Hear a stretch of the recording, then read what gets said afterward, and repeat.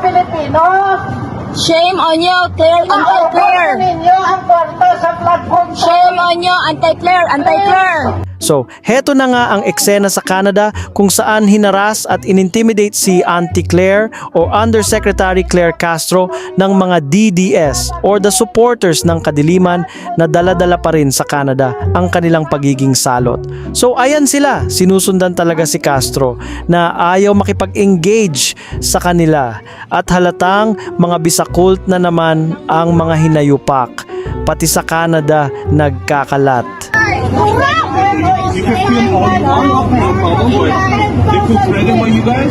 When faced with angry cult and fanatic crowds like this, either engage and debate intelligently or ignore them as if they don't exist. Kasi hindi rational debate or engagement ang habol nila, kundi plain harassment, humiliation at intimidation. Kapal ng mukha! Kaya! Sinungaling! Sinungaling! Sinungaling! Sinungaling! Pangit! Pangit! Kaya ayan sila, feeling mga white Canadian liberals na kilala sa pagiging bayolente at panghaharas ng hindi nila kapanampalataya.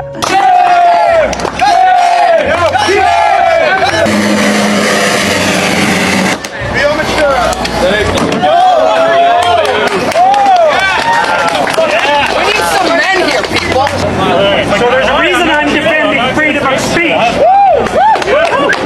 Marahil natutunan nila ang mga ganyang intimidation tactics sa mga Canadian woke liberals na kilala sa ganyang karahasan. Pero ops, don't forget, isa sa mga OG si Auntie Claire pagdating sa public confrontation. Ipag-file pa lang ang kaso! Iniimbestigahan pa lang. Ipag-file pa lang ang kaso para hulihin! Walang warrant of arrest! Lalo na kung tama ang ipinaglalaban, baka nakalimutan nila kung paano makipagkumpronta in public si Auntie Claire.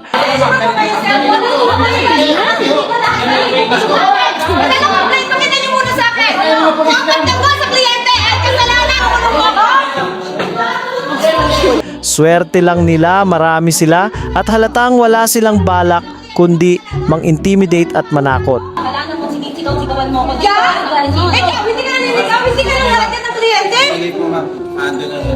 Saan, pasensya na po. MPD media kayo. Kakampi niya ba yung media? Hindi na. Ay, ang taga-ABS-CBN po ako. Pasensya na. Tumutulong lang ako. Sabi nga nila, never underestimate the power of stupid people in large groups. Dahil kung one-on-one or kahit sila-sila mismo din, pag nasa tamang lugar na kung saan hindi pwedeng gumamit ng dahas, baka lamunin sila ng buhay ni Auntie Claire. Nakakalad ka rin. Walang complaint na napakita. Opo. Ang cellphone ni Jackson. Nagulat po kami. Walang warrant. May text po sa amin yung babae na magkikita sila sa mall para pag-usapan.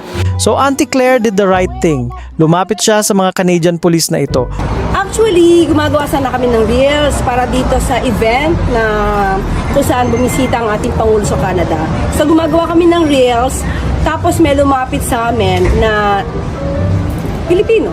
So ngumiti ako, tinanong niya ako si Lucy Claire, sabi ko, yes. At doon, sinasabi niya na, sumigaw na siya, you ask your president to resign. So kinuyog na kami. Samantalang, kung tutusin, kami nagtatrabaho. Hindi kami nagbabakasyon dito. We're just doing our job, pero nahinto yun. Hindi na kami nakapagtapos ng aming pag-shoot ng reels dahil nga may mga Pilipino ganito yung ugali.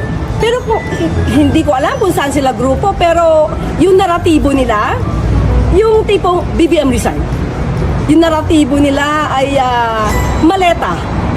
Yung naratibo nila magnanakaw. So, at sinabihan ako na pangit. Pangit! Pangit! Sabi at sinungaling. So, nung sinabi nilang pangit daw ako, hindi ko sila yung sinungaling. So, may mga ganyan tao. May freedom of expression tayo, pero hindi naman kailangan maging bastos. Pilipino kayo, hindi naman ganyan na ugali ng mga Pilipino eh. How did you feel about that, Yusek? Did you feel threatened at any point? At that time, dalawa lang kasi kami ni Director Robert Sol. Kasi nga siya yung kumukuha sa akin. Siya yung kumaga, sa kanya hawak yung camera. So, threatened. Siguro in a way, kasi dalawa lang kami. Hindi ko alam kung manalakit sila or what. Kasi parang siguro yung grupo naman nila, parang kung sino man yung idolo nila, parang sanay sa bayolente, yung pagiging bayolente. So, syempre hindi namin alam.